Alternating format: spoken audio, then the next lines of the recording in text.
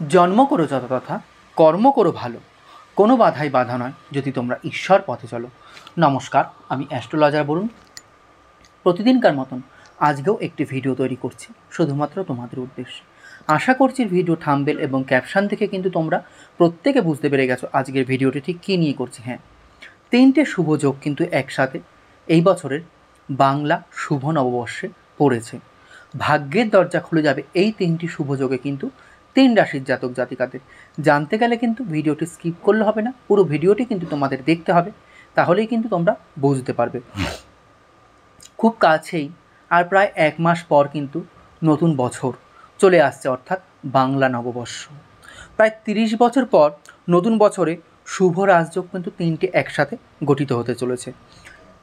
তাহলে এই 3টি রাজযোগের প্রভাবে কিন্তু 3 রাশির জাতক জাতিকাদের কিন্তু ভাগ্যের দরজা খুলে যাবে। এই 3টি রাজযোগ হলো অমৃত সিদ্ধি যোগ, সর্বার্থ সিদ্ধি যোগ এবং শশ নামক রাজযোগ। এগুলো 3 রাশির জন্য কিন্তু খুবই উপকারী প্রমাণিত হবে। তাহলে সেই কোন 3 ভাগ্যবান রাশি? প্রথম বলবো রাশিচক্রের প্রথম রাশি, অগ্নিকারক রাশি, মেষ রাশি।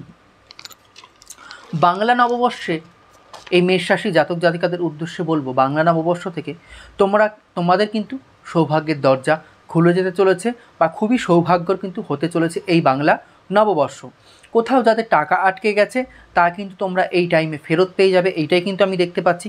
নতুন বছরে নতুন কাজের সুযোগ আসবে। যারা কাজ খুঁজছিলে, যারা কর্মের সন্ধানে ছিলে, তাহলে নতুন বছরে নতুন কর্মের কিন্তু অবশ্যই সুযোগ সুবিধা পাবে এবং নতুন কাজেরও কিন্তু সুবিধা পাবে। ব্যবসায়ীরা যারা ব্যবসা করছো, বিজনেসের সাথে যুক্ত, বলবো তারা কিন্তু বড় অর্ডার পেতে চলেছ এই নতুন বছরে। এই রাজযোগ মেষ রাশির জাতক বা মেষ লগ্নের জাতক জাতিকাদের জন্য কিন্তু খুবই উপকারী প্রমাণিত হতে চলেছে।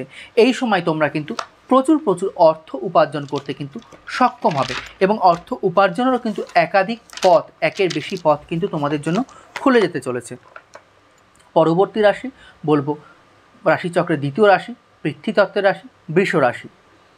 বাংলা নববর্ষে যে রাজযোগ গঠিত হতে চলেছে তোমাদের জন্য কিন্তু এটি কিন্তু অত্যন্ত বা খুবই কিন্তু শুভ।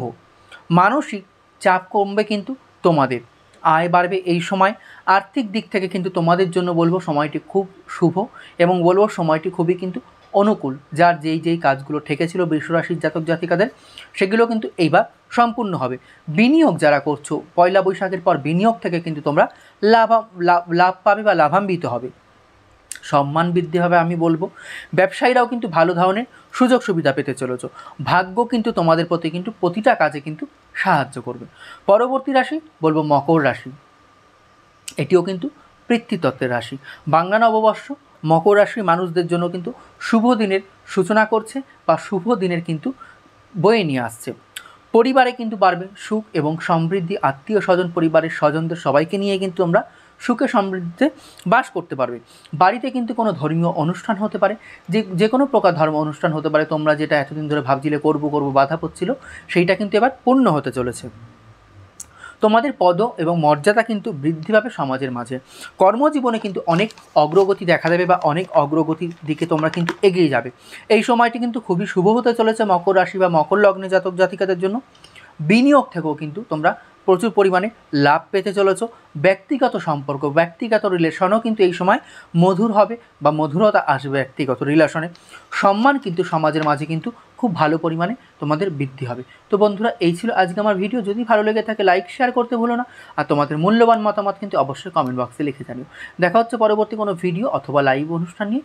ততক্ষণের জন্য সবাই খুব ভালো থেকো, সুস্থ থেকো এবং সাবধানে থেকো। হরে কৃষ্ণ, জয় মা।